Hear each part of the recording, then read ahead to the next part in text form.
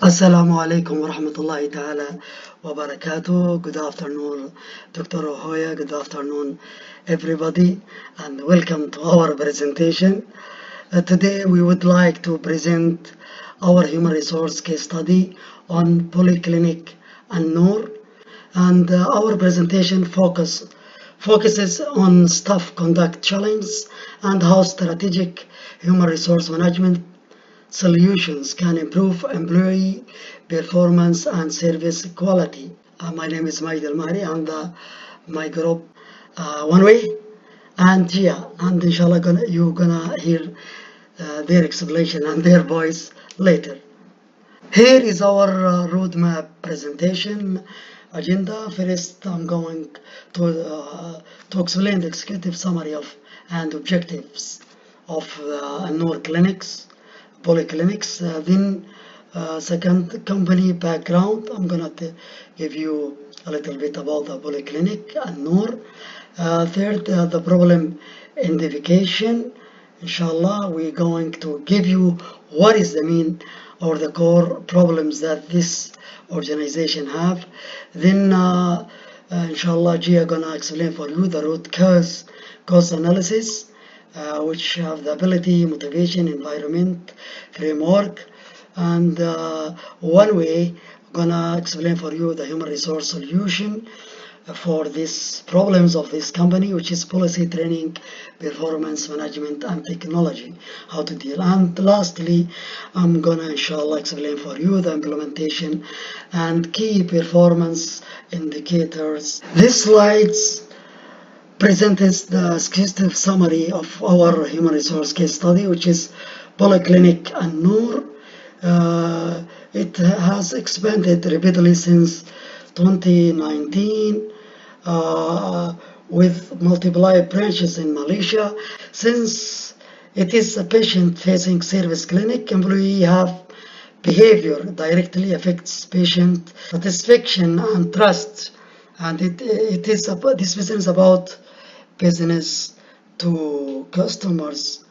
Based on our observation and customer feedback, which you gonna notes and see later what is the main problem they have. There is a two critical behavior issues. First, excessive conversation among the employees, and they make noise during the working hours, and that is not professional for organization have workers. And the second one is using of mobile phones during duty hours. And guys, these days, even the workers should be careful when they use social media, searching about YouTube, Instagrams, comments. So therefore, we propose and integrate human resource management response to solve this problem. Includes clear job standards, progressive disciplines, supported by coaching, target training, and a simple performance management system with measurable service key performance indication. Now I will let my partner Gia to explain the strategic objectives to you. Gia, you have the mic. Go ahead. Thanks, Majid. Now let me introduce the strategic objectives. We have 4 steps of this part. The first is diagnose root causes. Identify underlying factors driving the conduct issues using established HRM frameworks. The second is link theory to practice. Connect proposed solutions to HRM theories and tools covered in coursework. The third is develop implementation plan. Create an actionable roadmap suitable for a small to medium clinic environment. And the last is prepare a clear presentation. The structure connect for effective delivery by 3 persons in a group.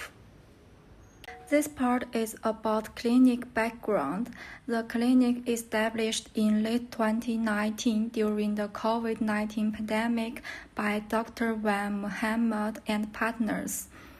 Despite challenging circumstances, the clinic expanded rapidly and established 4 branches across Malaysia with just 2 years. The current operated by more than 30 highly skilled medical professionals and competent administrative staff, including doctors, nurses, front desk person, and administrative officer who work closely with patients daily.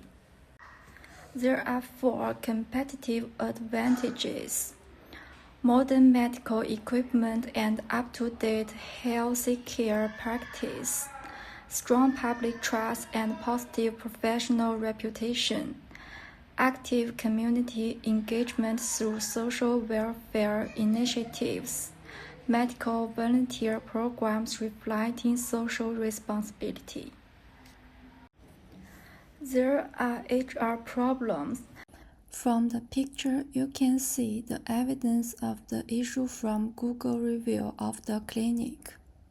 Based on customer feedback and direct observations, 2 significant behavior issues were identified that negatively impact patient experience and clinic reputations. The first is excessive conversations. Employees engage in frequent conversations, whispering and laughing during working hours, creating noise that disturbs patients in waiting areas. The second is mobile phone use.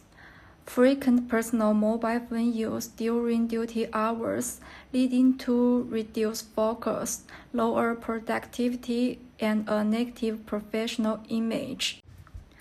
Impact on service quality. In a patient-facing service environment, employee behavior and communication directly shape patient experience, trust, and perceived service quality. These issues require immediate attention through structured HRM interventions. Now, Wenwei will continue our presentation.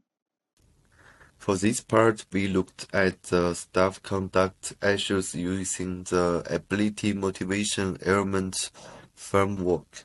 The idea is that employee behavior is usually influenced by 3 things, not just audit. In terms of ability, some staff may not have received clear training on service etiquette, especially during business or stressful situations. From a motivation perspective, when rules are not very explicit and feedback is limited, employee may not realize how much noise or phone use affects panics. Finally, the work environment also matters. The clinic layout, waiting area, approximately unclear phone rules, and limited on-follow supervision can unintentionally encourage distractions. So overall, this issue cannot be solved by blaming individual alone. It requires a more systematic HR approach.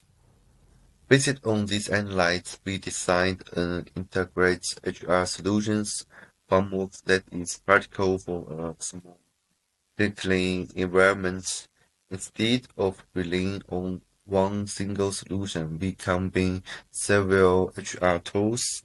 This includes a clear, publicly framework, target training based on vertical needs, simple performance management with smart goals, small job and workflow adjustments, and low-cost HR technology for training and documentation. The goal is not to create a struck or expensive system, but to clearly define expectation, support employees in improving their behavior, and ensure consistency in daily operation. Finally, one of the most important parts of our proposal is the policy framework and a progressive discipline system.